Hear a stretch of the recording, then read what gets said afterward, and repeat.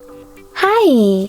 In front of me is Xiaomi POCO M3 Pro, and today I would like to show you how you can manage apps permissions on this smartphone.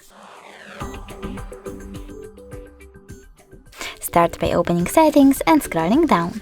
Now select Apps and click on Permissions. Then select Permissions again and pick one of your device's features like Location.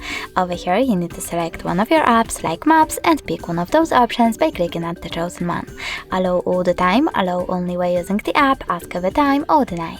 I will go with allow all the time, so when I go back, I can set Maps, just gained access to this device location. You can also just tap on one of your apps, select See All Maps permissions over here, and manage all of them for this app from here. Thanks so much for watching. If you enjoyed this video, smash that like button, comment, and definitely subscribe. Bye!